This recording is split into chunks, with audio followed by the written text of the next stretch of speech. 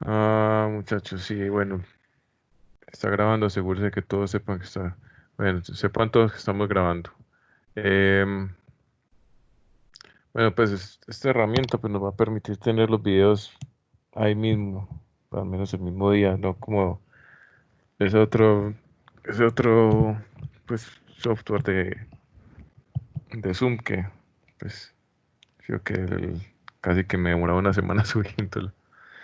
Ah, bueno, entonces, muchachos, les cuento. Todavía no he mirado los casos de uso. Ya la gran mayoría de los equipos me mandaron los casos de uso. Ah, lo que pude ver, claro que les confieso pues que todavía no los he mirado bien y no he puesto nota. Pues pero la gran mayoría lo está haciendo muy bien. Y pues hubo como tres equipos que me buscaron pues como para asesorías. Y pues ahí los pudimos ver pues por WhatsApp o compartiendo pantallas. Em, sí, los que faltamos, pues, no sé, metámosle el acelerador un poquito. Pues al menos a tener los casos de uso esta semana, muchachos. No duden en contactarme.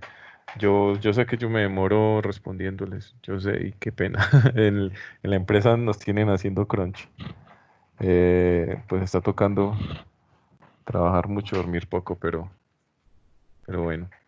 Yo les saco el rato como sea, de pronto les respondo muy tarde, pero yo les respondo a los que eh, tengan pues necesidad de asesoría. Mauricio, pero dejó a Jean Paul en visto. A Jean Paul, a mí Y está- cuando le preguntó, fue pucha, no puede ser, es verdad, que le mandaron un ejemplo, ay, Jean Paul, Dios mío, qué pena. Ay, Jean Paul, yo te mando ahorita el, el ejemplo.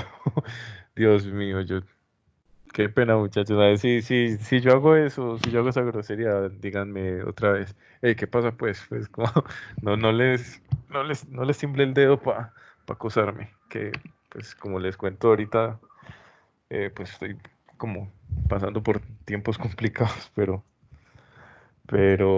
no les dé miedo acosar y hasta, no sé, pues, decirme, hey, entonces, tal, pues así sea un poquito Iba a decir como, madrear. ah, sí, sino que como estamos grabando, ya no puedo expresar, expresarme como quisiera.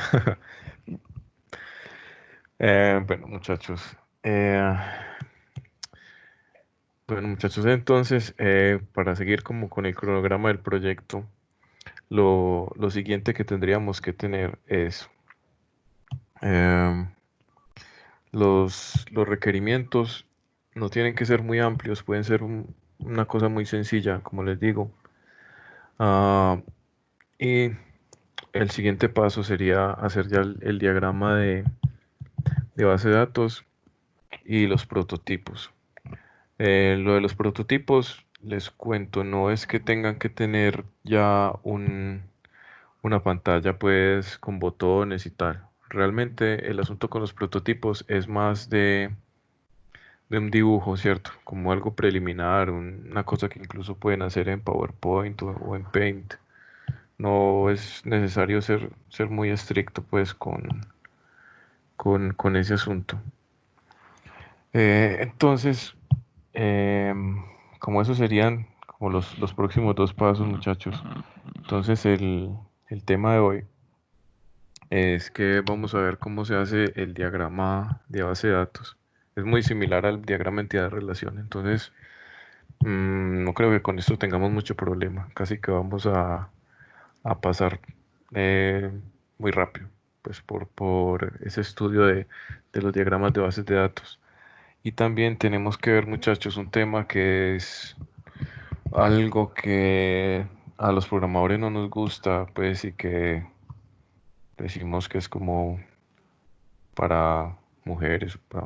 Eh, bueno, borren eso último que dije. Pues que es un tema más, no tan técnico. Em, Dios, eso quedó grabado. Bueno, no importa. ¿Qué es el tema del diseño de las pantallas en sí, de la usabilidad, ¿cierto? La accesibilidad que tienen que tener.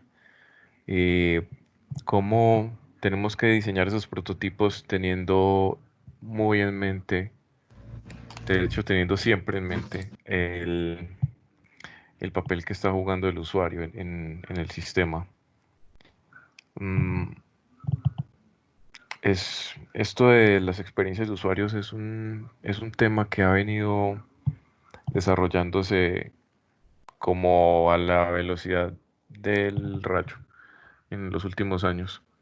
El, el entorno, pues, de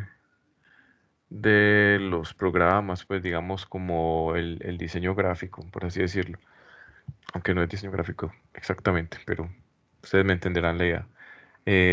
Pues el diseño de las pantallas. Em, Antiguamente era como la última prioridad, como que solamente importaba la funcionalidad y no importaba tanto la facilidad que tuviera el usuario para acercarse al producto, ¿cierto? Al software.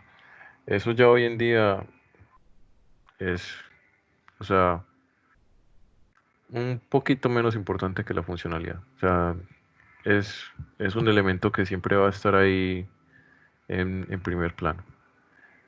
De pronto, de pronto esa situación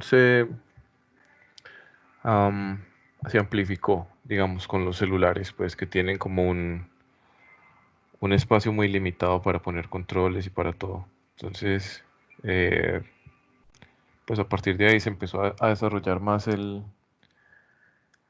la usabilidad de los programas. No sé si ustedes se acuerdan de Windows 95, 98, que uno iba a abrir un programa y eran 1000 controles por todas partes. No estaban agrupados. Unas cosas pues Eso era como hacer una monstruosas. carta en Word. Sí, exactamente. Y salían unas aberraciones de programas y funcionaban y hacían lo que se suponía que debían hacer. Pero, pero no eran programas diseñados como para que el usuario estuviera más a gusto y, y no se cansara tanto utilizándolo. Sí, entonces ese es un tema pues que es como pertinente verlo antes de ponernos a dibujar los prototipos. Listo, muchachos. Ya les eché la cantaleta B. Entonces, vamos a empezar a ver los diagramas de bases de datos. Estos diagramas, como les decía yo hace un minuto, son casi lo mismo que los diagramas de entidad-relación. La gran diferencia es que estos diagramas no están tanto mm, esquematizando un proceso, sino que están es ya directamente mostrando cómo va a ser el esquema de datos en nuestra base de datos. O sea, ya ahí no estamos viendo entidades que se relacionan y que interactúan y que poníamos un verbo entre las relaciones y todo eso. No, sino que aquí ya vamos a estar viendo tablas, relaciones de datos pues entre claves, ¿cierto? Primarias y foráneas, tipos de datos, ese tipo de cosas. Esa es la diferencia. Em, en el trabajo escrito, este es el diagrama que vamos a adjuntar ahí, pues que el que vamos a pegar. El diagrama entidad-relación realmente no es tan importante en este caso porque ya tendríamos el proceso modelado con los casos de uso. Entonces, es 100 veces más importante este diagrama, que ya sí describe algo propiamente del software. Listo, muchachos. Estas presentaciones, muchachos, yo les mandé la presentación de la clase pasada, no me acuerdo. Dios mío. Eh, yo se las vuelvo a enviar todas, incluyendo las de hoy en un paquetico, porque honestamente no me acuerdo. No me acuerdo. Tengo la cabeza en las nubes últimamente. Listo, muchachos. Esta presentación de acá nos va a mostrar cómo vamos a hacer ese diagrama de base de datos y en qué nos deberíamos basar para comenzar a fabricarlo. Aquí vemos que estos diagramas acá en la presentación se refieren a ellos como modelos de datos. Son como expresiones intercambiables, o sea, modelos de datos, modelamiento de datos, es la fabricación de diagramas de bases de datos, en esencia. Ya no estamos escribiendo interacciones, sino propiamente tablas y esquemas y tal y tal. Bueno, también acá vamos a ver algo que es un tema complementario, que son las reglas de negocio. Las reglas de negocio son como, por, por así decirlo, una evolución, entre comillas, de lo que son los requerimientos. O sea, ahí, a partir de los requerimientos, obtenemos unas reglas de negocio que las vamos a transformar ya propiamente en elementos del software. Vamos a ver cómo esas reglas de negocio influyen en el diseño de base de datos. Y también más adelante en esta presentación vamos a ver un par de conceptos de las bases de datos que van a ser muy importantes porque cuando ustedes entreguen el código fuente, que honestamente, voy a ser completamente honesto, en este momento no estoy seguro de si vamos a entregar el código fuente o no. Yo estoy casi seguro que sí, pero tengo que hablar pues con la coordinadora. En el caso en el que tengamos que entregar código fuente, también nos van a pedir el esquema de la base de datos en un script. Pues esos scripts gigantescos que tienen todos los create table y create trigger y create procedure y todo eso. Seguramente nos van a pedir eso también. Entonces, también vamos a refrescar un poquito de eso acá. Listo, muchachos. Bueno, aquí aprenderán lo que yo les voy a decir.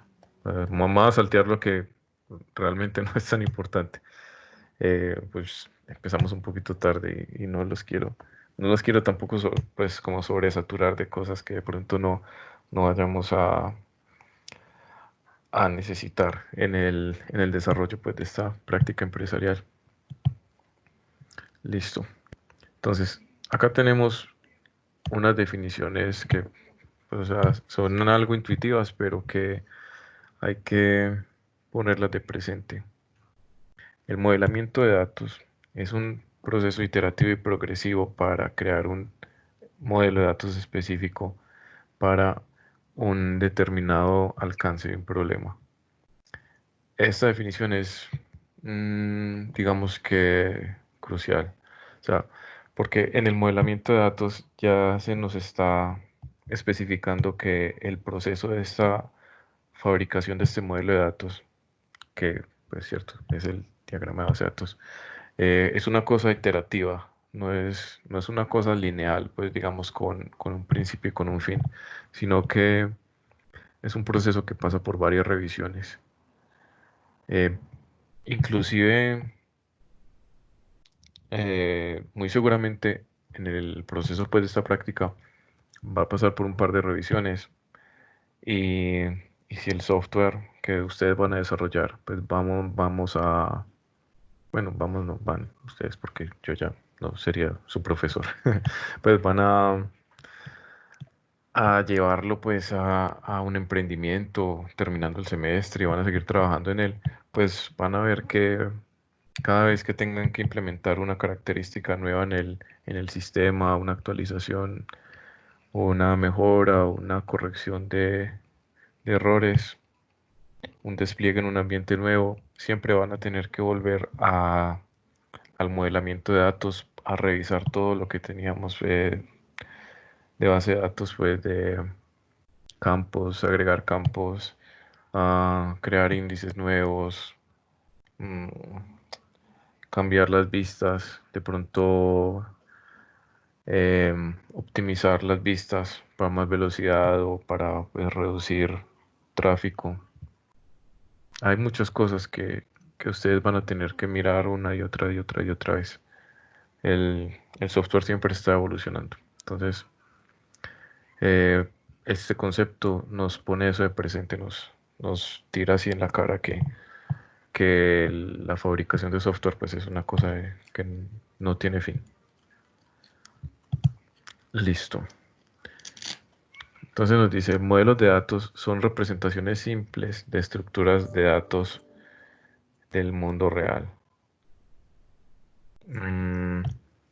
Cuando nosotros estamos creando tablas, realmente estamos tomando algo que pertenecería al mundo real y estamos haciéndolo, digamos, como trasladándolo a un conjunto de características que un software puede operar.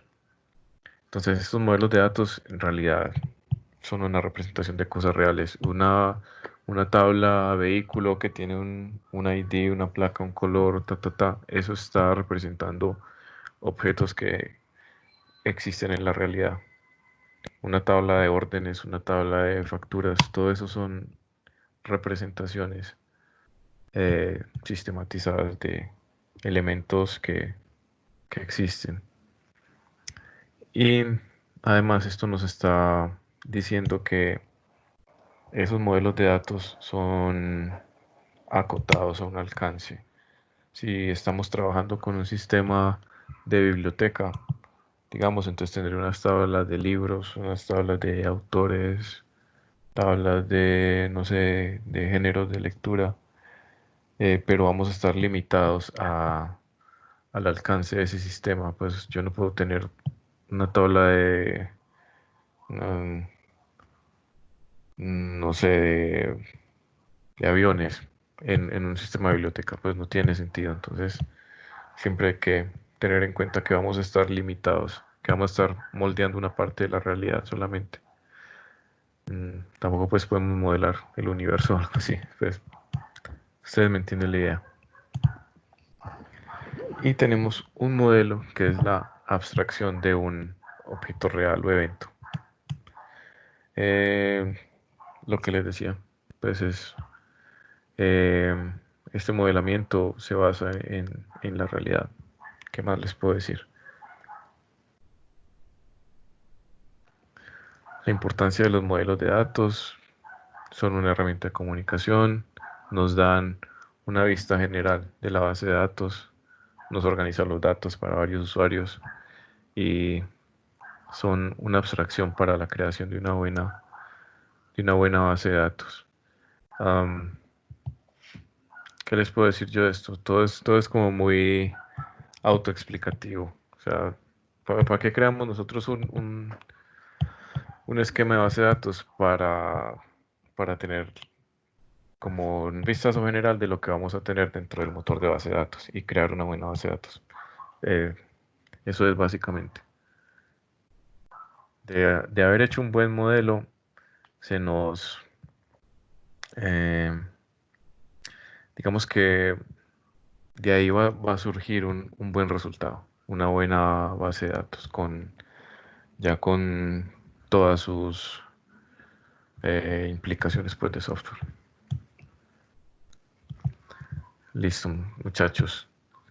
Entonces, acá tenemos como los componentes básicos para construir un modelo de datos. Esto ya pues lo masticamos y ya lo escupimos y lo volvimos a meter a la boca y lo masticamos, sí, está más mascado. Pero em, vamos a ver otra vez ¿cierto? Estas entidades, relaciones y limitaciones, ya no tanto desde una perspectiva del modelo entidad-relación, sino ya propiamente del modelamiento de datos. Tenemos que una entidad aquí ya no solo es lo que veíamos hace 8 días, que era una representación de algo real que decíamos, sino que acá es específicamente un objeto único que se utiliza para coleccionar y guardar información.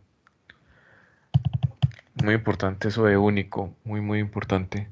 En una base de datos no podemos tener dos tablas vehículo, o dos tablas empleado, o dos tablas persona. Em, Esas definiciones tienen que estar muy claras desde el principio. Pues porque digamos que si vamos a tener un sistema de empleados y tengo una tabla de empleados uno y otra tabla de empleados 2, entonces el sistema ¿qué criterio va a hacer? Pues qué criterio va a tener para guardar allí o guardar allí. Ahora, una cosa muy importante porque yo me imagino que los que acá hayan trabajado con bases de datos deben estar como ah, deben estar pensando, no, este profesor está diciendo mentiras ahí, sí pueden haber varias tablas de empleados. Y yo les cuento, sí, sí pueden haber, pero en el diseño lógico, no.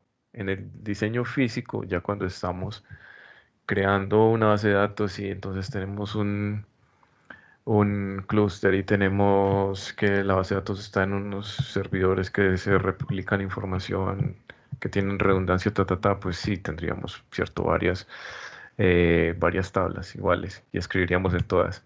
Pero en cuanto a modelamiento, acá, pues como viéndolo desde un punto lógico, no todavía físico, pues cierto, tendríamos una sola tabla de empleados, pues en este caso. Tenemos también atributos, que básicamente son los campos de las tablas, así en términos más concisos, pues que describen una característica de una entidad, o sea, de un campo y una tabla, básicamente. Tenemos las relaciones, ahí vemos que hay muchos a muchos que tenemos que exterminarlas cuando estemos normalizando la base de datos.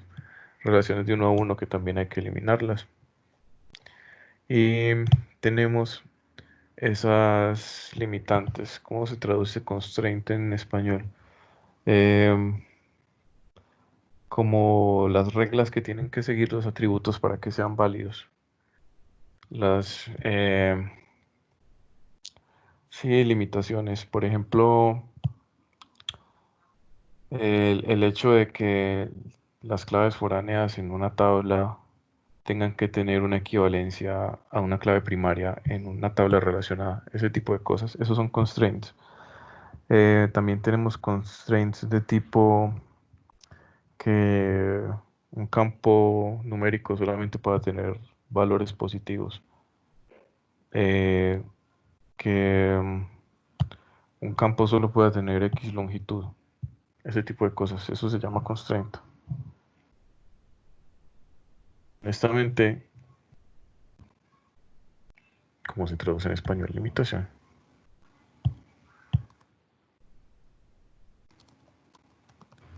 Google Translate. Restricción, exactamente, restricción. Ah, sí, para eso tenemos acá el... Bueno, yo no usé el Google Translate, pero usé este otro, pero es lo mismo. Restricción, restricción, esa es la palabra apropiada. Bueno, tenemos las reglas de negocio. Las reglas de negocio son lo que les contaba ahora, como lo que se destila de tomar los requerimientos y llevarlos a lógica de programación. Estas reglas de negocio son como un concepto un poquito abstracto y que no lo vamos a tener que incluir en el trabajo escrito, pues porque es lo que les digo, son una derivación pues de los requerimientos. Pero sí es importante saber qué son. Entonces acá tenemos la definición literal, que son breves, precisas y sin ambigüedad. ¿Cómo se traduce eso? Pues que no son ambiguas. Descripciones de una política, procedimiento o principio. Permiten definir los bloques básicos de construcción pues, del modelado de datos y describe las características que son principales y que distinguen a los datos. Básicamente son decir, por ejemplo, una regla de negocio que, que cuando que cuando un vehículo se ingrese a un parqueadero, si fuéramos a tener un sistema de un parqueadero, yo muchas veces tomo como ejemplo el sistema del parqueadero y el sistema de la biblioteca, porque son como lo que todos los alumnos hacen en lógica de programación 1. Em, digamos que cuando se matricule un vehículo en la tabla de vehículos, automáticamente se le asigne una celda, por decir algo. Esa es una regla de negocio. Y como vemos, ya viene más asociada a lo que es el proceso del software en sí. Digamos que esa regla de negocio que yo les acabo de comentar viene, vendría, vendría de un requerimiento que podría decir, el sistema debe permitir ingresar vehículos. O un requerimiento más. Cuando un vehículo se ingrese al sistema, debe asignársele una celda. Y a partir de esos requerimientos, pues tendríamos como resultado esa regla de negocio. Muchachos, ¿cómo vamos? No les había preguntado. Bien, bien. Sí, sí. Excelente. Esto igual es muy conceptual. Ahora, las fuentes de las reglas de negocio. Son básicamente las mismas fuentes de los requerimientos, aunque los requerimientos normalmente se encausan, se canalizan de una sola fuente. Y esa fuente, pues normalmente en un equipo de Scrum es como el product owner, ¿cierto? El dueño del producto. Pero acá, pues, en un modo de ver el software más amplio, pues tendríamos que las fuentes de las reglas de negocio serían los administradores del cliente, pues de la compañía del cliente, o pues, los usuarios en general. Eh, Quienes hacen las políticas, documentación escrita, entrevistas directas, bla, bla, bla. Todo esto. No vamos a profundizar en esto porque son cosas más como conceptuales y que pues no son muy pertinentes al desarrollo pues, de un emprendimiento. Listo. Acá nos dice reglas para identificar y documentar reglas de negocio, razones. Am, Ayudan a estandarizar cómo es que el cliente, pues la compañía, o en este caso pues los usuarios de ustedes, porque van a estar ustedes como ofreciéndole el sistema a un grupo de usuarios, ¿cierto? Realmente ustedes no están haciendo ningún grupo. Está haciendo un software pues para una empresa en específico, sino para comercializarlo pues a un segmento de mercado y tal. Pero esas reglas de negocio normalmente sirven para que quienes van a operar los sistemas tengan mayor conciencia de cómo están manejándose los datos mediante el software. Bueno, eso permite pues como que haya mejor comunicación entre usuarios y pues los desarrolladores.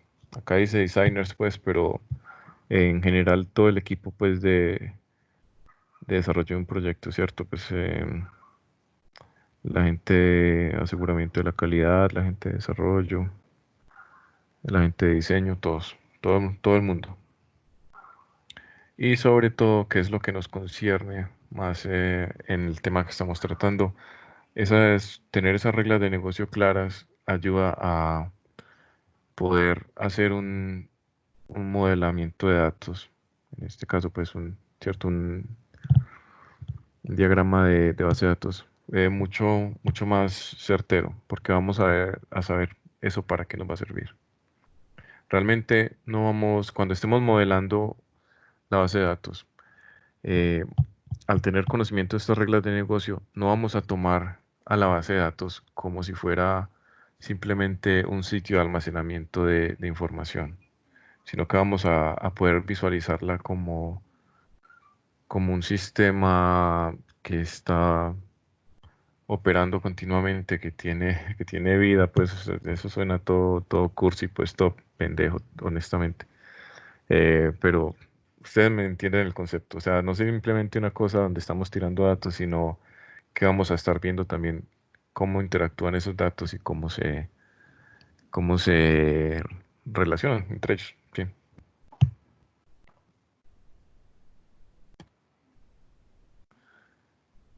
Listo.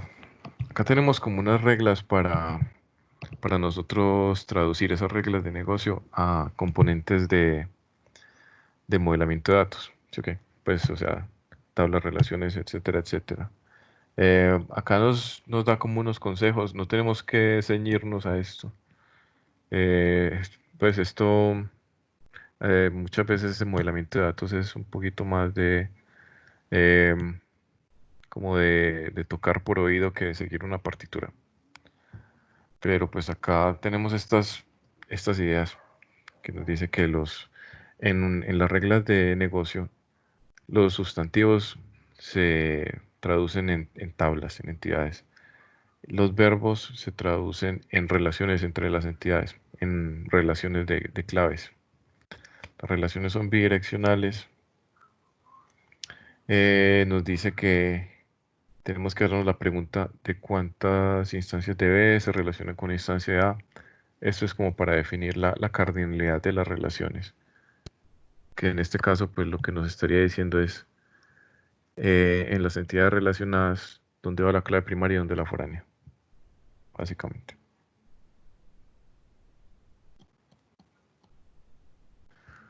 Ok, bueno, tenemos unas convenciones para nombrar esos elementos con los que vamos a estar haciendo el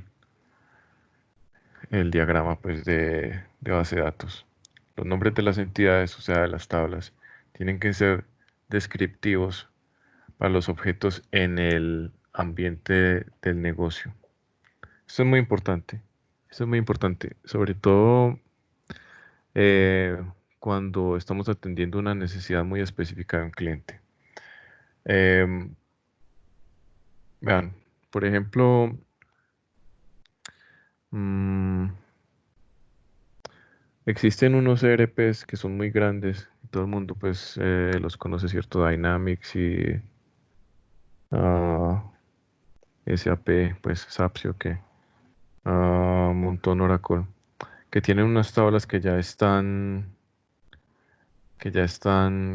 configuradas, que simplemente llegan, instalan y ya. Mm, la dificultad muchas veces con esos ERPs es que cuando esas empresas grandes llegan a hacer sus instalaciones en unas empresas donde tienen una terminología propia para las cosas, la gente no entiende de qué están hablando.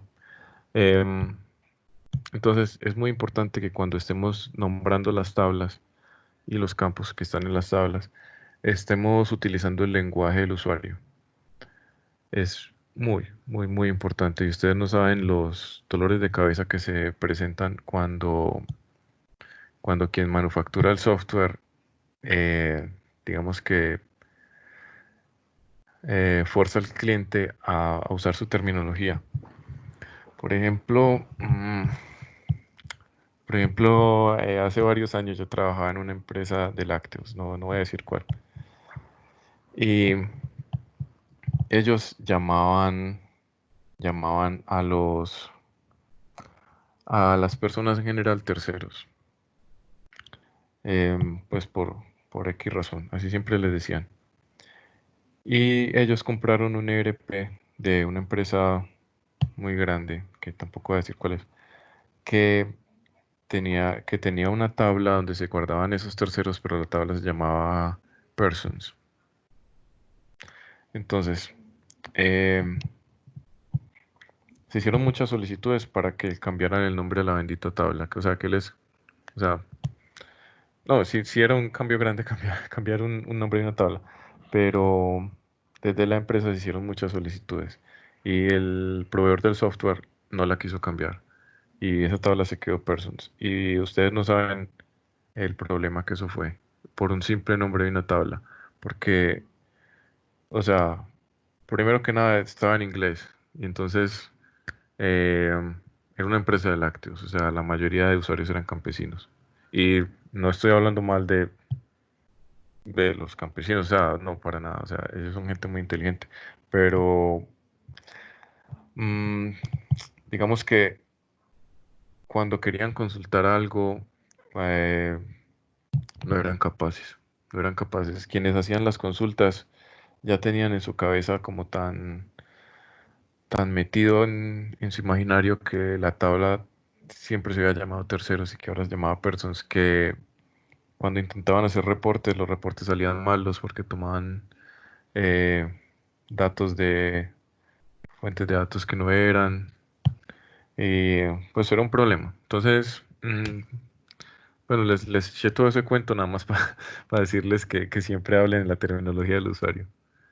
Pero pues que quería como compartirles esa experiencia para que vean, para que vean lo importante que es estar de ese lado. Listo. El nombre de los atributos debe ser descriptivo a lo que representa el atributo. Es una cosa súper importante. Mm, Ustedes no saben también las canas que me han crecido a mí por tablas donde los diseñadores no saben ponerle un nombre a un maldito campo. O sea, cogen una tabla y tienen una tabla personas y entonces tiene un campo N1 y un campo N2. Ah, ¿cómo así eso qué es? Haz primer nombre y segundo nombre. O sea, yo qué voy a saber qué es N1 y N2. Entonces, también tengan muy en cuenta eso. Tienen que estar bien nombrados los campos de las tablas. Bueno, y además, adicional a esto, pues acá nos dicen que ese, ese nombramiento como debe ser de esos campos, pues va a facilitar mucho la comunicación entre todos los que están involucrados en el proceso del desarrollo, incluyendo pues del lado del cliente. Y va casi que a eliminar en muchos casos la necesidad de documentar. Si un software se lee como un libro, es una belleza. O sea, cuando hay que sobredocumentar las cosas, ese software es un infierno. Listo. Acá muchachos, pues nos están describiendo modelos jerárquicos y modelos de red. Realmente esto no creo que sea importante que lo veamos. Pues em,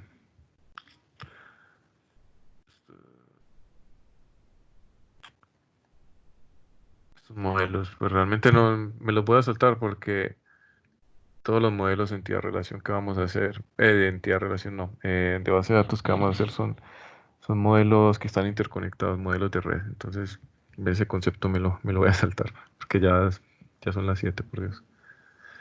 Y, todavía hay mucho que hablar sobre este tema.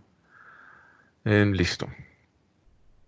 Muchachos, acá vamos a ver unos conceptos básicos de base de datos. Yo estoy 99% seguro de que ya estamos familiarizados con estos conceptos, pero igualmente le vamos a dar un refresco, pues, porque para que estemos como conversando en la misma terminología cuando estemos desarrollando pues el modelo de base de datos. Muchachos, entonces tenemos un esquema y un subesquema. Em, un esquema es como la base de datos en sí, cómo está organizada, o sea, las tablas, índices, todo. Todo lo que concierne al almacenamiento de datos en una base de datos. Incluso usuarios, permisos, todo eso. Mejor dicho, cuando ustedes visualicen una, un diagrama de base de datos completo, eso es el esquema, cuando está completo. ¿Qué es el subesquema? El subesquema es la porción de la base de datos que puede mirar cada usuario. Eh, Obviamente, o sea, subesquema, pues el término se explica solo, sino que pues quería pues como acotar eso, que en su esquema depende como de qué tanto acceso tenga un usuario a ciertas partes de la base de datos.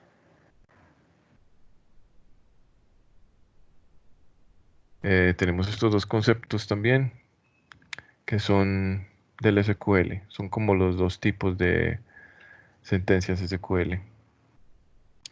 Tenemos el DML y el DDL. El DML, ¿cierto?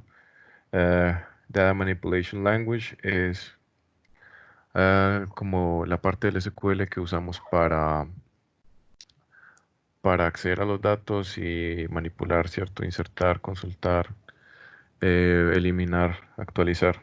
Básicamente es select con todos sus miles de cláusulas que tiene, insert into select, update, delete, bla, bla, bla, merge, mm, todo eso, join, select from where, todo ese tipo de sentencias SQL. Y el DDL, ¿cierto? Schema Data Definition Language es la parte del SQL que usamos para manipular propiamente el esquema, no los datos que se guardan en él, sino crear tablas, crear índices, um, crear procedimientos, relaciones, cambiar tipos de datos, ese tipo de cosas, ¿cierto? Create table, create trigger, alter table, alter column, todo eso. Eso es DDL.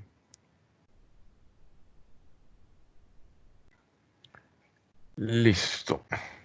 Entonces, este modelo relacional, no lo podemos saltar.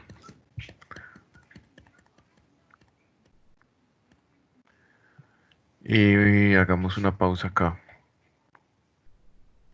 Acá tenemos lo que es un RDBMS. Es el motor de base de datos. Ustedes seguramente han visto mucho estas siglas, al menos estas. Motor de base de datos, ¿cierto? Es el programa que manipula nuestro archivo de base de datos y al que invocamos cuando necesitamos consultar o actualizar, eliminar todo eso. No hay mucha ciencia ahí. Listo. Entonces ahora sí, pues por fin, ya siendo las 7:02 de la noche, vamos a empezar a ver cómo sería un diagrama de bases de datos. Acá tenemos pues que es muchísimo, muchísimo más simple que los diagramas de entidad-relación que veíamos en la clase pasada, que tenían un montón de cosas, describían la naturaleza de esta relación acá,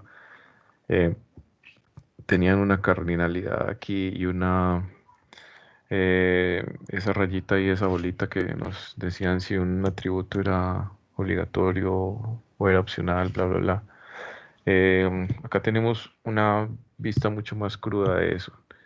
En los diagramas de bases de datos simplemente vamos a hacer así pues el diseño. Tabla, título. Una tabla pues es un rectángulo eh, sin ningún adorno, pues no vamos a hacer nada muy barroco acá. Esto tiene un título, una clave primaria que la identificamos porque tiene una llave, un montón de campos, normal todo. Puede haber varias claves primarias, bueno, no varias claves primarias, una clave primaria de varios campos. En ese caso, pues pondríamos varias llaves acá. Una relación, pues, de una clave primaria con una clave foránea, uno a muchos.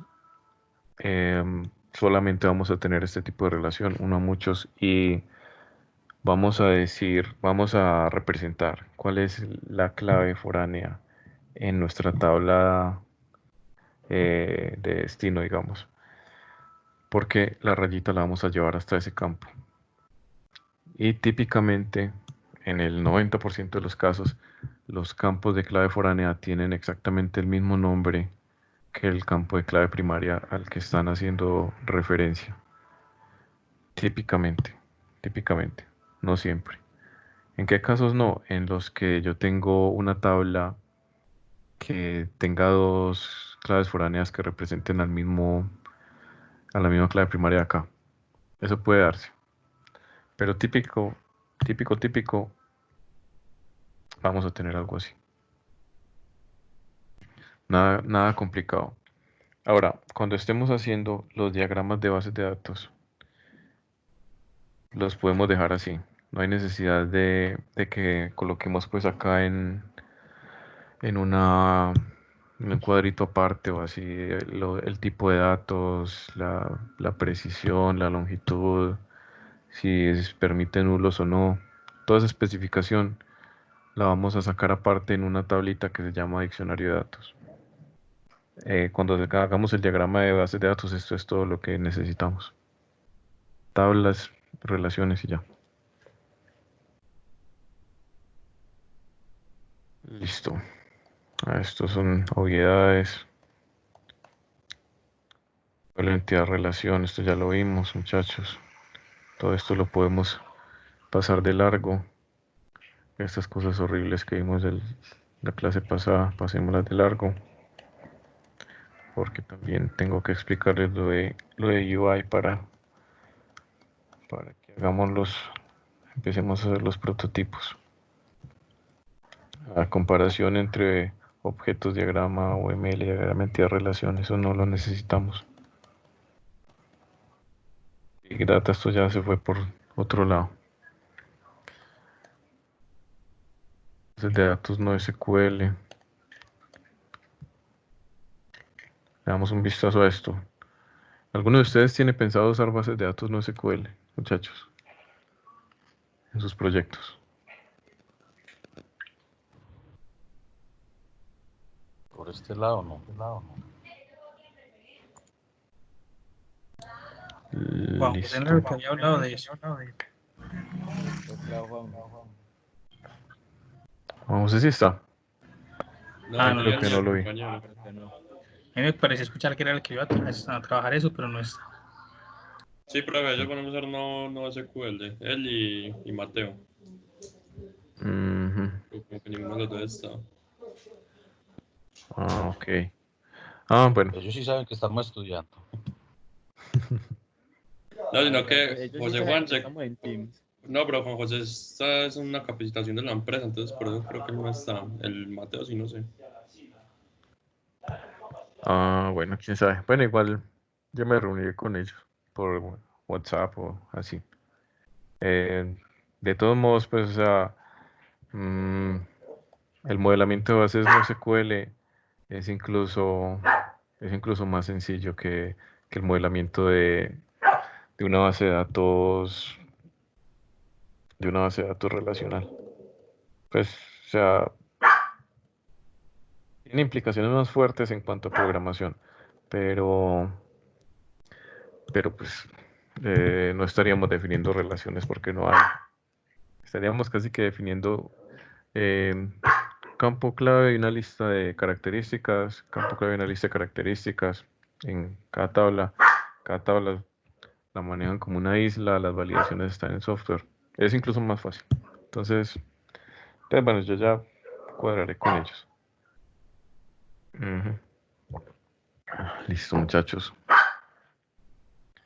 Bueno, entonces tenemos que cuando vayamos a hacer nuestro diseño de base de datos, vamos a hacer un modelo conceptual. ¿Qué es a lo que yo me refiero con esto del modelo conceptual?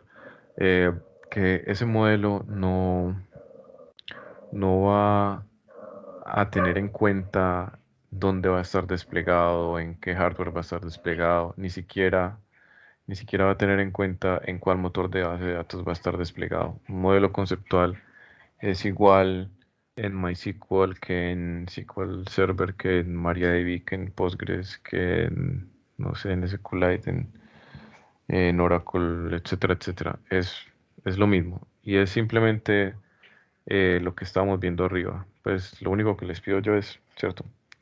Tabla con los campos, las relaciones, cuáles son las claves y ya. Y el resto lo vamos a dejar para el diccionario de datos. Listo. Aquí debes tú seguir con lo que es el modelo interno, que ya es una abstracción, digamos, a más bajo nivel, que ya sí nos va a comprometer el, el propio motor de base de datos.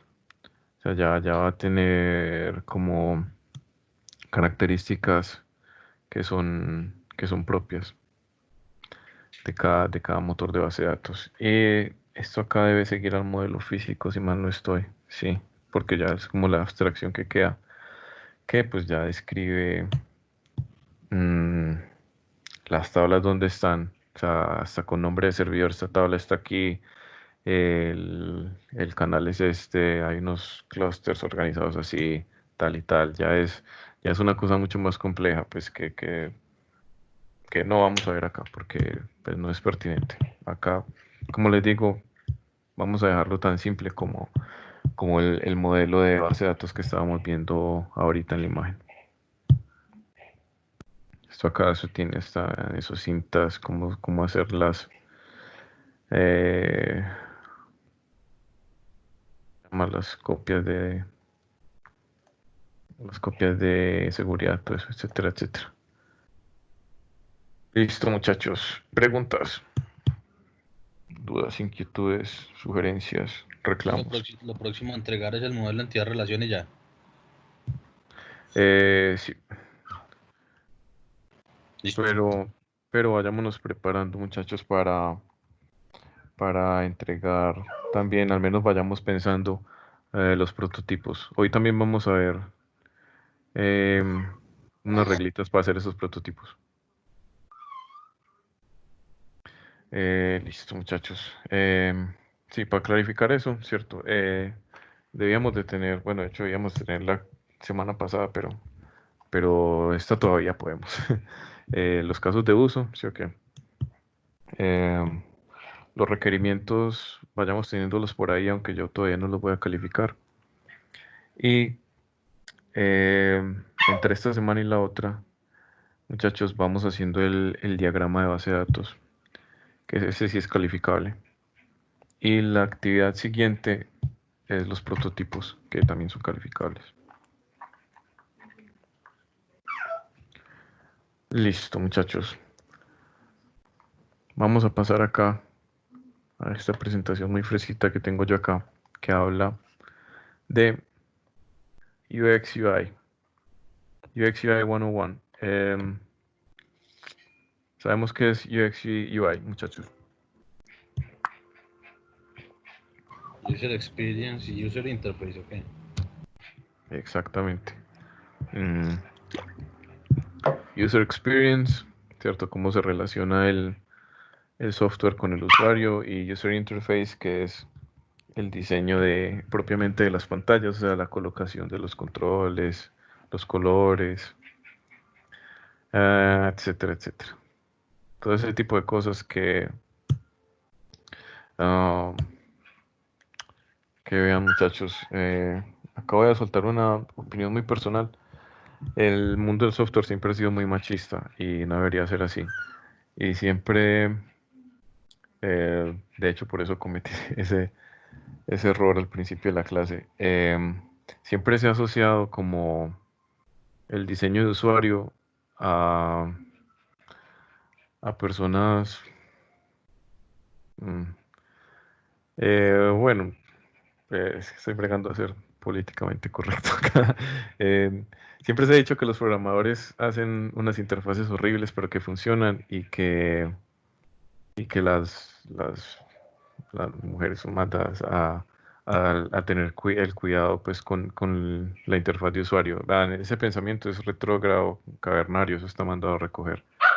Los programadores también tenemos que saber cómo hacer una interfaz que no solamente sea atractiva pues al usuario, sino que también sea usable. Entonces, cuando estemos haciendo esas pantallas, tenemos también que tener muy en cuenta eso. No sé, voy a tirar una cifra: el 80% de los programadores piensan que programar es tirar unos controles en un formulario y si eso da el resultado que debe dar, eso está bueno. Y abandonamos pues eh, esta parte que también debería ser una parte muy importante del desarrollo. Entonces, sí, entonces el mensaje es que aprendamos también a hacer interfaces que sean atractivas y que sean fáciles de usar. Listo, esa fue la cantaleta de hoy. Sigamos. Bla, bla, bla, bla. Ahí hablan de la empresa donde me robé esta presentación, bla, bla, bla. Listo. Acá decimos más en específico lo que estaba definiendo Soto ahorita, de qué es UI y qué es UX. O sea, UI, User Interface, también la conocen como GUI, Graphical User Interface, pero es la misma cosa, que es dónde están los controles, de qué color son los controles, um, de qué tamaño, ese tipo de cosas. Y UX es cómo se relaciona ese software con quien lo usa. O sea, y toma en consideración muchas cosas, no solamente la interfaz, sino, sino también como todo el entorno en el que se está usando ese software.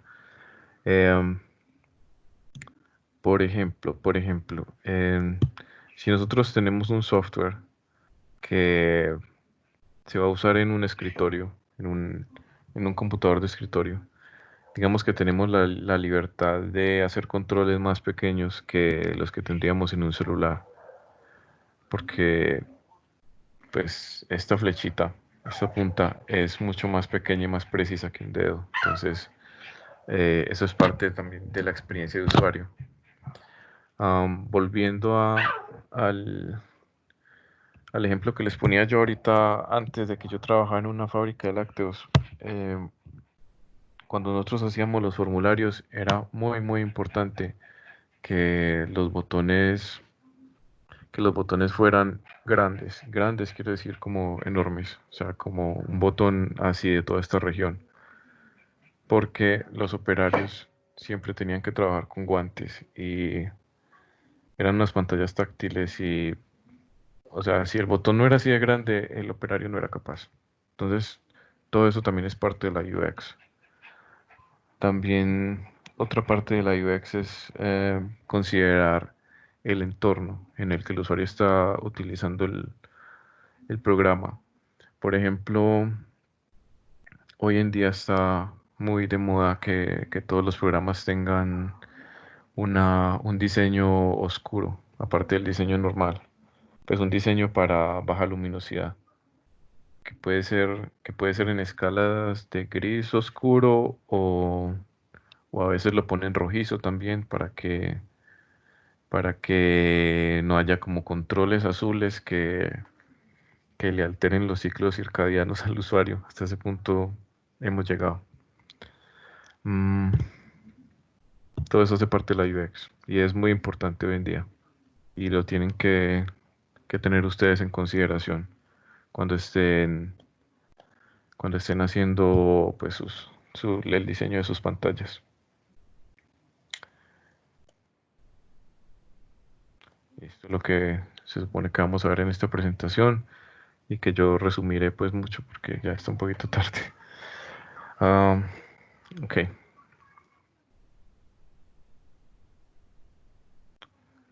Una lección de historia que a nadie le importa.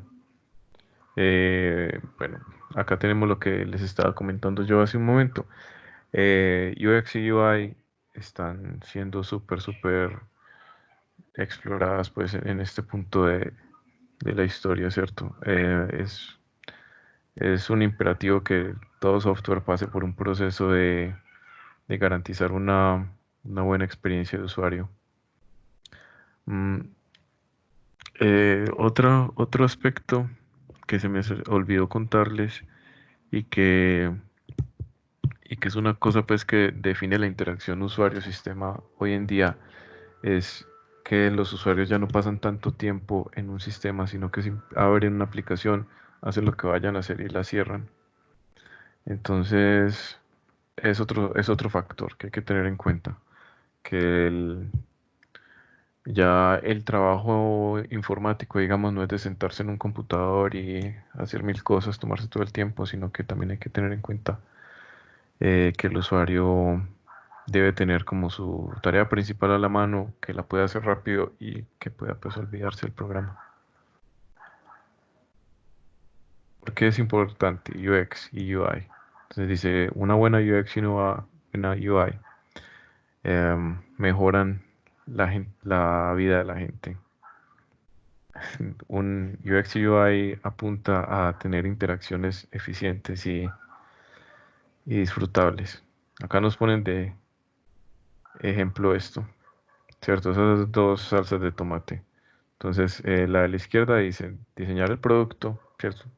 El producto es una botella que tiene salsa dentro, que sirve para guardar salsa y ya, pero que es horrible a la hora de usarse, porque pues seguramente ustedes se acuerdan que la salsa se acumulaba acá abajo y se endurecía, eh, era horrible, la botella era de vidrio, entonces era muy fácil que cuando alguien, lo típico pues, o sea, el modo típico de sacar esa salsa era agitando la botella y ocurría, y le ocurrió a un conocido, que al agitar la botella golpeaban el plato donde estaban tirando la salsa y la botella se rompía y se cortaba la gente y bueno, y era una tragedia y bueno.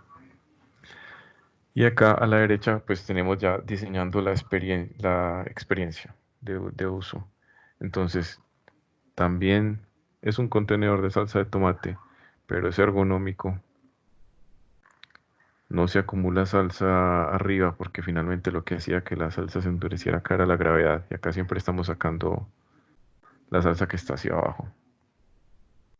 Es plástico, entonces es deformable, no se va a romper en la mano de la persona. Y pues el usuario se va a sentir mucho mejor usando esta salsa pues de la derecha que está de la izquierda.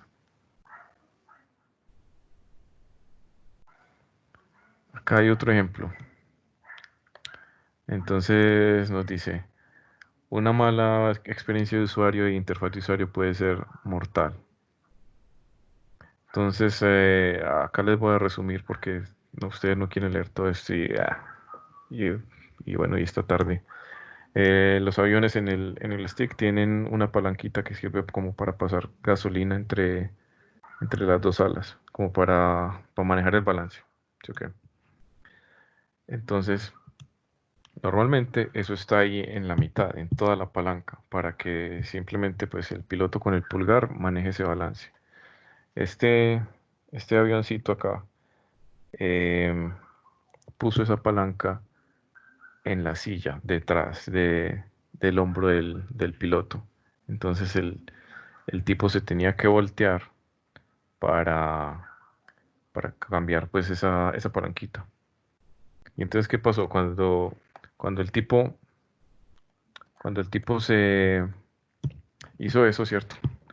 Se volteó para mover esa palanquita sin pensarlo, movió el pedal del timón de cola y pues hubo un accidente. ¿Sí o qué? Pues, entonces, malas cosas pasan cuando no diseñamos bien los sistemas. Dígalo, dígalo, y el man se mató. Ah, sí, paz descanse. John Denver, octubre 12 1997. Se mató. Se mató por culpa de no poner la dichosa cosita en la mitad en todo el control. Pues una cosa tan sencilla y vean pues las consecuencias que tiene. Listo. Entonces nos dice, ¿quién practica UX y UI? Acá tenemos pues una lista de las personas que tienen que ver con eso. Casi todo el mundo. Aquí excluyen a los desarrolladores, lo cual me pone a mí como maluco, porque también los desarrolladores tienen que saber algo de esto. Pero bueno, Aquí dice, cada uno puede ser parte de la metodología, la experiencia de usuario es una disciplina, es un proceso. Incluso los pequeños cambios tienen un gran impacto, es verdad. Entonces, acá nos dice, el usuario es el centro de el diseño de cualquier sistema. El sistema se ve al usuario y por lo tanto hay que darle una buena experiencia al usuario y hay que pensar en él y hay que ponerse en los zapatos del usuario. Incluso acá, esto me leyó la mente, eso es lo que sigue. Hay que ponerse en los zapatos del usuario. Hay que saber cómo un usuario usaría el sistema y para qué lo va a usar y en qué circunstancias lo va a usar. Definir los usuarios. Súper, súper, súper importante. Hay que saber más o menos, eh, en el caso de ustedes que son sistemas pues abiertos a todo público, pero hay que saber más o menos qué segmentos de personas vamos a impactar con el software.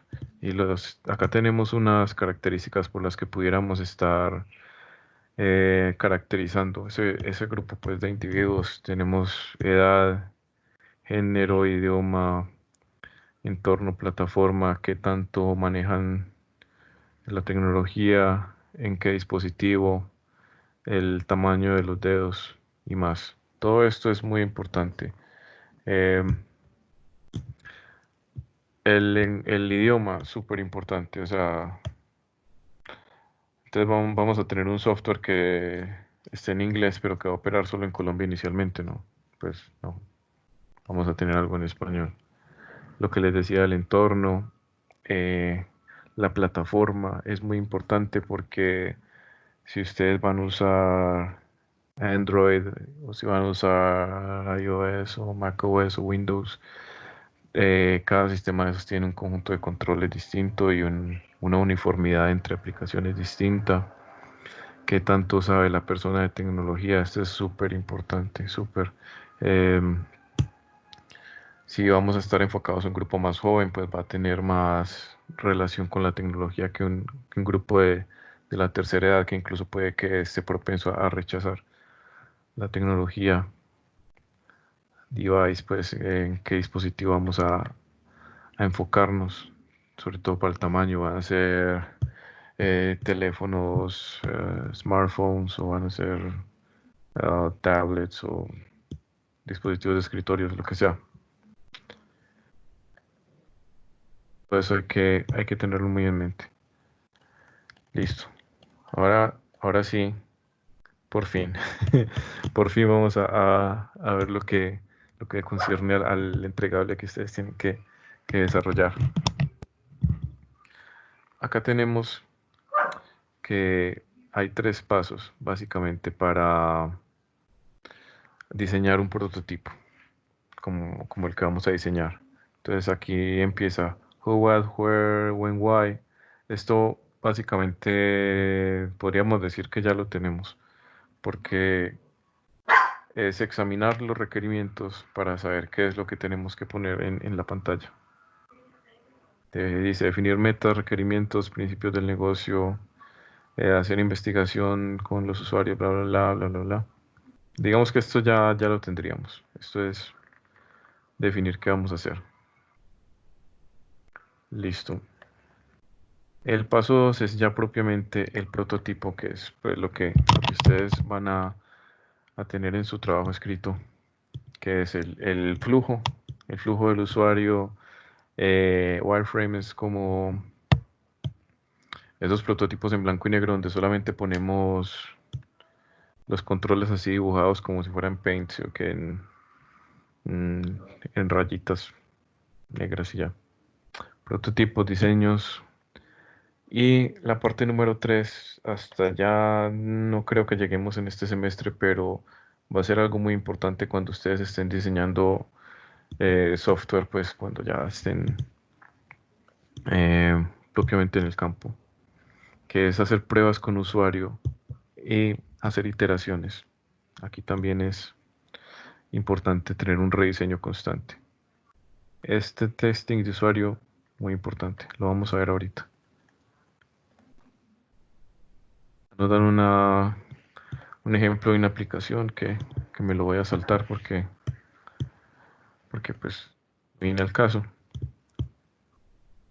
Y acá tenemos propiamente los prototipos. Esta presentación yo se las mando, muchachos, no, o hagan en captura de pantalla ya o algo para que no se les olvide, no importa. Bueno, entonces, ¿qué tenemos? Tenemos estos diseños que, como yo les decía, pues se conocen como wireframes, que es simplemente en Paint o en PowerPoint, en lo que sea, pues, o sea, de un modo muy crudo, vamos a decir que va en cada pantalla.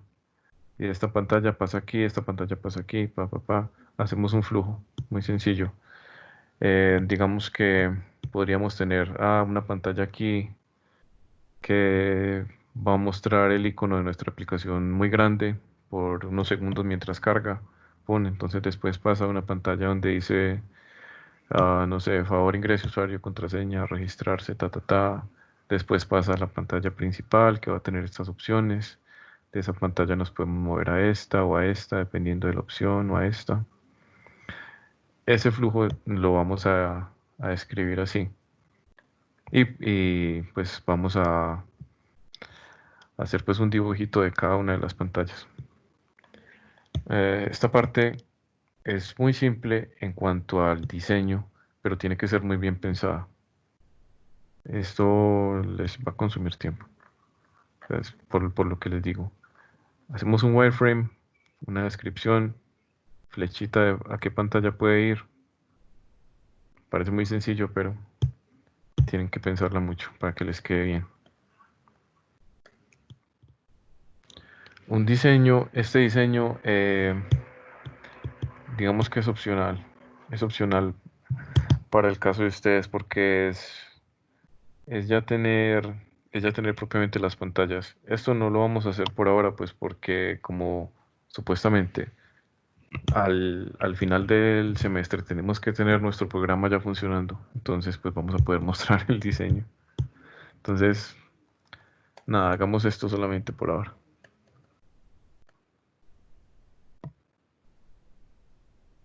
Esto simplemente es un flujo ya con el diseño propiamente puesto ahí ya bonito. Como les digo, esto no lo hagamos aún. Pues eso no. Por ahora solo el prototipo. Ahora, este tema de user testing, no creo que lo lleguemos a trabajar pues en este semestre. Es cuando sometemos nuestras interfaces ya funcionando a grupos de prueba de usuarios para saber qué tanta dificultad tuvieron o qué tanta facilidad tuvieron, qué les pareció bueno, hacer encuestas, rediseñar el software dependiendo del resultado de esas encuestas. Incluso hay observaciones que que se hacen automáticamente, como por ejemplo, eh, hay un software que lo usan mucho cuando están probando aplicaciones de teléfonos, que él enciende la cámara frontal y hace como una traza de dónde mira más el usuario en la pantalla pues de la aplicación. Esas son cosas ya como muy voladas pues, pero pues sepan que eso existe y que seguramente van a llegar a trabajar pues con ese tipo de situaciones. Esto es muy importante, esto acá. La aplicación tiene que ser, y eso es una cosa horrible cuando no se da, la aplicación tiene que ser uniforme en todas sus pantallas. Tiene que conservar a lo largo de absolutamente todo la misma tipografía, los mismos colores, los mismos tamaños de iconos. Tiene que verse como si fuera una sola aplicación, como si le hubiera creado una sola persona desde cero. Si no respetamos esa uniformidad, eh, o sea, la experiencia de usuario se va al piso. Se va al piso, la persona se confunde. Tenemos otros conceptos. Acá tenemos una cosa de las cosas que les estaba comentando ahora sobre pensar en el usuario, y es que hay unas áreas donde el usuario pues tiene más facilidad de controlar mm, lo que esté pasando pues en la aplicación que otras, dependiendo del dispositivo en el que estemos haciendo nuestro trabajo.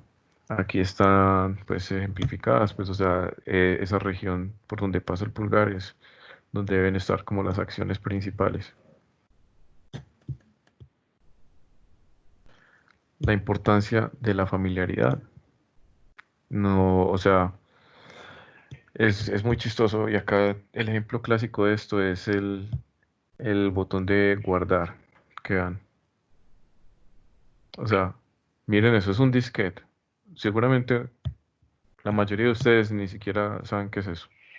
O sea, porque son muy jóvenes, ¿cierto? O sea, eh, y sin embargo, ese es el icono de guardar desde los ochentas. Y así siempre ha sido, y así la gente lo conoce, y la gente tiene esa familiaridad con ese icono, a pesar de que muchas personas nunca tuvieron acceso pues a un disquete de 5 1/4 pulgadas. Pero se sabe que esto es un guardar, y así es. Entonces, no inventemos cosas raras cuando estemos haciendo cosas eh, pues de familiaridad con el usuario. Bueno, aquí tenemos unos frameworks famosos. Entonces, esto ya Android ni siquiera lo usa, pero en el tiempo en el que hicieron esa presentación lo usaba. Eh, ya usan es como un diseño que se llama Material, creo. Pero bueno, hay muchos frameworks de los que nos podemos valer. Hay uno que se llama Bootstrap, que es muy famoso. Ah, listo, dice acá borrowing tastefully, es como que nos podemos robar ideas de otros, pero no caigamos en el error de juntar tantas ideas de tantas partes que finalmente el resultado sea una cosa asquerosa, y una mezcla ahí, horrible, asquerosa. Eh, bueno, no olviden que hay un elemento humano en el diseño del software, y que hay modas, hay estilos, como acá nos muestran estos plugins y estos iconos que van cambiando. Cada vez son más planos, tienen menos brillo. Entonces también tengan en cuenta cuando estén diseñando pues interfaces, que sean como contemporáneas, que se vean contemporáneas. Habladurías. Listo, prácticas. Esta parte es muy, muy útil, muchachos. Ya me estoy pasando el tiempo, qué pena con ustedes, pero ya vamos a acabar. Eh, tenemos que empezar con funciones muy simples, y tenemos que hacer que nuestra aplicación tenga las funciones básicas principales al alcance, que no sea nada complicado, que no sea em, una aplicación de fotos. Entonces, bueno, para tomar una foto primero tengo que entrar allí, después entrar allí, configurar esto para después volver y meterme en otra opción para que ahí sí esté la cámara. No, si es una aplicación de fotos, tiene que tener tiene que tener el botón ahí a la mano, porque esa es la finalidad de la aplicación. Acá tenemos otra cosa muy eh, aplicable a los programas de celular, que es que lo ideal es que tengamos pocas opciones. En los programas de Windows, o sea, tenemos miles de opciones acá en los menús de acá arribita, porque tenemos espacio y es intuitivo, y así son los programas de Windows. Pero en los programas de celular tengamos pocas cosas. Mientras menos, mejor. Siempre pensar en el usuario, lo que hemos dicho durante la última media hora. Eh, bla, bla, bla. Y terminamos. Terminamos, muchachos, nuestra habladuría acá sobre UX y UI. Muchachos, ¿qué preguntas tenemos? ¿Qué dudas tenemos?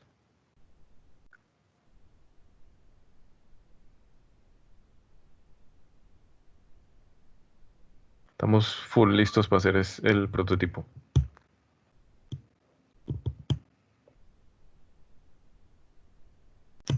Voy a asumir que sí o Ustedes están dormidos. que están dormidos o que se fueron a comer ya. Bueno. Muchachos, no, entonces eso es todo por hoy. Yo les mando esta presentación junto con todas las otras. Yo les voy a mandar un paquete con todas porque honestamente no me acuerdo cuáles les he mandado o no. Hola. Pero bueno, nosotros ya tenemos listo el prototipo, se lo podemos mandar, lo revisa. Claro, de una. Hágale pues. Sí, muchachos. Les cuento, he estado subiendo todas las clases.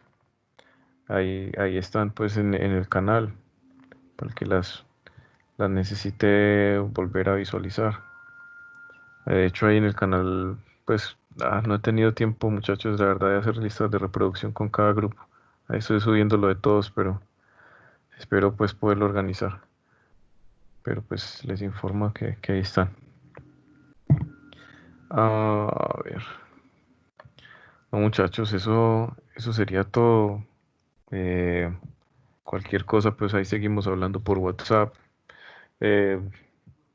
Jean Paul, yo te dejé en visto, pero yo ahorita te respondo. Qué pena, de verdad. Y, y no, muchachos, pues ahí seguimos en contacto y cualquier cosa ahí estamos en WhatsApp. ¿Quién es Jean Paul? ¿Cómo así? Bueno, bro, dale, gracias. No, gracias a ustedes, muchachos. Vale, muchas gracias. Oye, profe. Listo, nos vemos el sábado si Dios quiere. Hey, profe, Mauro, Yo. una cosita. Ajá, espérate. Ay, maldito sea. Cogí la Ajá. tos. Ya. Dale. Mira, es que pues, yo con mi compañero, pues nosotros íbamos a desarrollar una aplicación, Ujú. pero pues viendo que en este momento pues tenemos mucho trabajo y no tenemos mucho tiempo de aprender el framework que lo íbamos a hacer en Flutter, entonces lo decidimos cambiar por una web, por una plataforma web. Entonces, para ese documento que ya te habíamos mandado, que habíamos redactado todo, que iba a ser una aplicación, pues, no sé, como para cambiarlo, pues, si nos los puedes volver a reenviar o cómo hacemos. Dale, yo te lo reenvío. Yo te lo reenvío. Vale. Si se va demorando, yo igual lo acuerdo.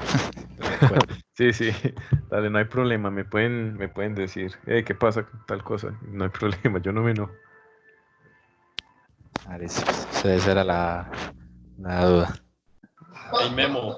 Y para los No problema. requerimientos de nosotros, lo mío, que el tipo, Hey, Sí. Memo. que la función comercial, la categoría. ¿Aló? Saber qué tengo que poner en ese espacio. Sí, sí. ¿Vamos a mandar ejemplos ahí o no sé, o responde acá o cómo? Yo te mando ejemplos ahorita más tarde. Pero seguro. No te preocupes que sí. Listo, entonces, hasta luego, pues, hombre. Es Napoleona. Estamos hablando. Hey, David. Dígame. Hey, lo despliegue. Sí, ya, espere, pues, termina de hacer unas cosas y nos conectamos. Ya, hola. Luego, Listo, profe. profe. Listo, profe, hasta luego. Listo, muchachos, cuídense. Todo bien. Todo bien. Todo bien. ¿Cómo dejo de grabar? Ya aquí.